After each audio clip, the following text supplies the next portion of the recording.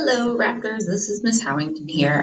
Today we are talking about the history of the environmental movement, which includes environmental science and conservation and environmental laws in the U.S. and all sorts of fun things like that. So let me pull up my slides really quickly so that we can look at them. Here we go.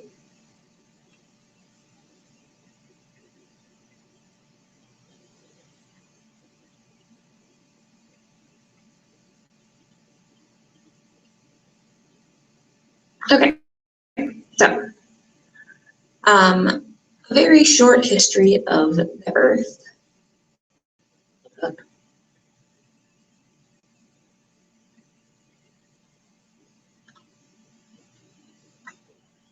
Right, so very short history of the Earth.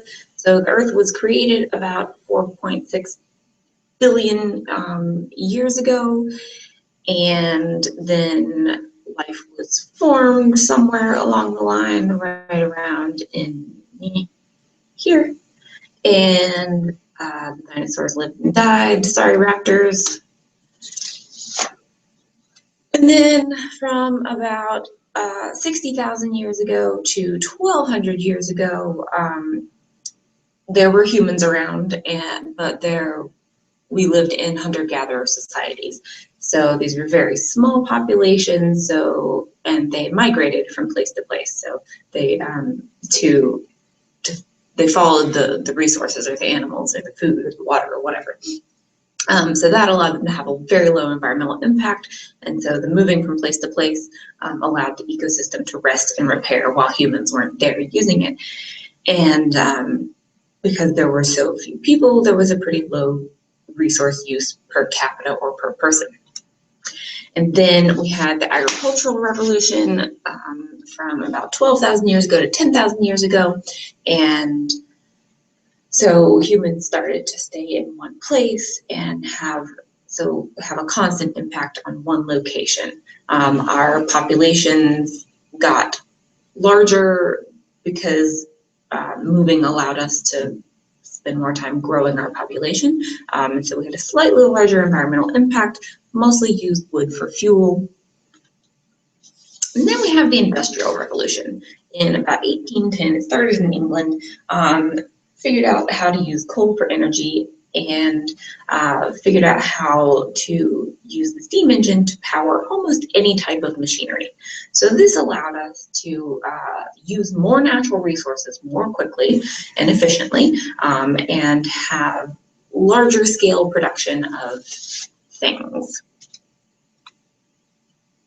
And then living conditions got pretty crummy in both Europe and the United States between 1830 and 1860 or so. There were tons of cholera and typhoid outbreaks. The disease was oftentimes carried in the surface waters that people were drinking out of because there was no sewage treatment. So people just put their raw sewage into the streets and that ran off into the water that we drank. So a very famous case that we'll look at more was in 1855, John Snow in London traced the cholera outbreak back to one pump on Broad Street and then broke the handle so that people couldn't use the pump. So that's one of the first epidemiology studies that there ever was.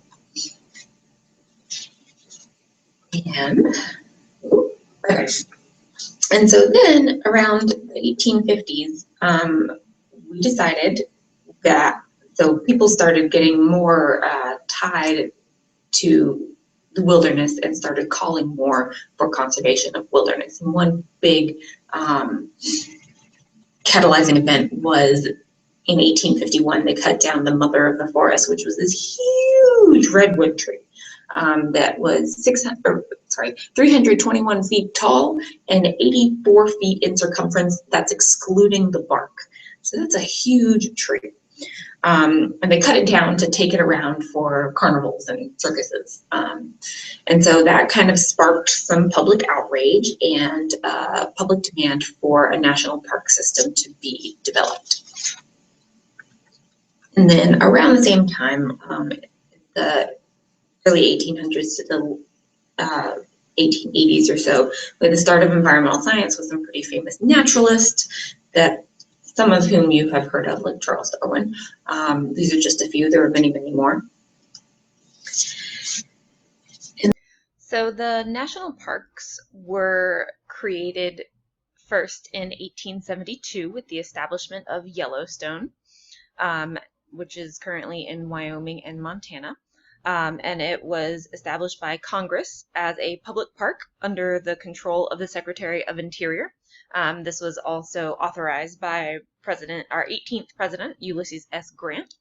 And then in years after that, the next 3 national parks that were established were Sequoia, Yosemite, and General Grant National Parks. These are all out west. They were all established in 1890. In 1916, Woodrow Wilson created the National Park Service, which now oversees the national parks. Year, there was the last great European cholera outbreak, and it was in Germany. 1,000 Londoners died of a smog incident.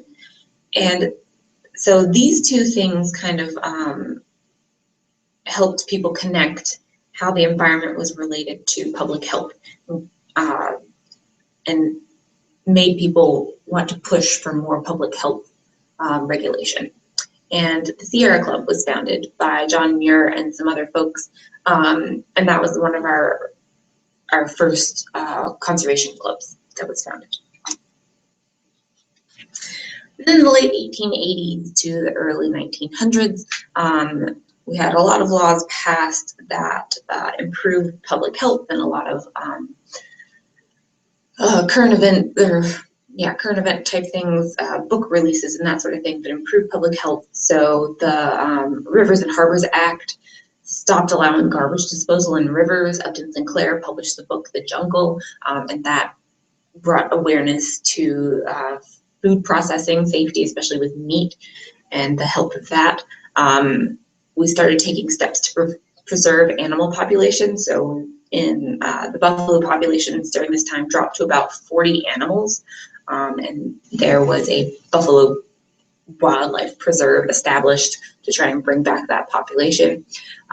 There were several government agencies established to protect wildlife and manage environmental resources. So we have the Bureau of Reclamation, the U.S. Fish, what would become the U.S. Fish and Wildlife Service, and what would become the U.S. Forest Service were all established during this time period.